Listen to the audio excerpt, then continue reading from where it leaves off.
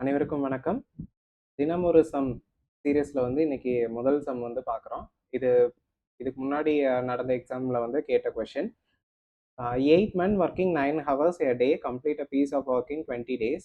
In how many days can 12 men working for 10 hours a day complete the piece of work? அப்படின்னு கேட்டிருக்காங்க. 8 நபர்கள் ஒரு நாளைக்கு 9 மணி நேரம் வேலை செய்தால் ஒரு வேலையை 20 நபர்கள் 20 நாட்களில் முடிப்பர். அதே வேலையை 12 நபர்கள் ஒரு நாளைக்கு 10 மணி நேரம் வேலை செய்தால் எத்தனை நாட்களில் முடிப்பர் அப்படின்னு கேட்டிருக்காங்க. இந்த இடத்துல ஒர்க் எவ்வளோ, அதாவது வேலை எவ்வளோ அப்படின்னு நமக்கு கொடுக்கல. ஸோ அதனால நம்ம என்ன பண்ணிக்கலாம்னா, ஒர்க் ஈக்குவல் டு 1, வேலை 1ன்னு வச்சுக்கலாம், 100ன்னு வச்சுக்கலாம், 200ன்னு வச்சுக்கலாம், எவ்வளோ வேணாலும் வச்சுக்கலாம். இதுக்கு ஃபார்முலா என்ன அப்படின்னு பார்த்தீங்கன்னா, மென்னு ஓகேவா, man hour days MHD divided by W.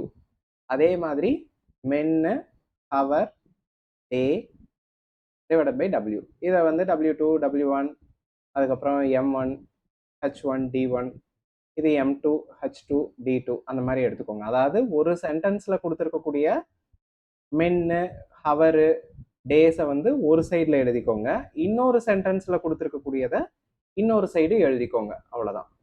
இப்போ நமக்கு ஒரு சைடை ஃபில் பண்ணலாம். மென் எத்தனை நபர்கள் வேலை செஞ்சுருக்காங்கன்னு கொடுத்துருக்காங்க. 8 நபர்கள் வேலை செஞ்சுருக்காங்க. எத்தனை மணி நேரம்? 9 மணி நேரம் வேலை செஞ்சுருக்காங்க. அதுக்கப்புறம் எத்தனை நாட்கள்? 20 நாட்கள். ஸோ ஒர்க் நமக்கு தெரியாது, ஸோ அதை 1ன்னு எடுத்திருக்கேன். அதே மாதிரி அடுத்த சென்டென்ஸ்ல பார்த்தீங்கன்னா அதே வேலையை ஸோ 1. 12 நபர்கள், மென் வேல்யூ பார்த்தீங்கன்னா 12. எத்தனை மணி நேரம் வேலை செஞ்சுருக்காங்க? 10 மணி நேரம். வேலை செஞ்சா எத்தனை நாள்ல முடிப்பாங்க அப்படின்னு கேட்குறாங்க. இந்த D2 அப்படிங்கிறத நம்ம கண்டுபிடிக்க வேண்டியது. இப்போ இதை சால்வ் பண்ணோம்னா வரக்கூடியதான் நமக்கு ஆன்சர். ஸோ 0 கேன்சல் பண்ணிக்கிறேன். அதுக்கப்புறம் 4ஆல் வகுத்தோம்னா 2, இது 3, 3ஐயும் 9ஐயும் கேன்சல் பண்ணலாம், 3.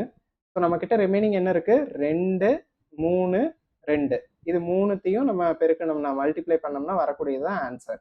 அப்போ D2 என்ன?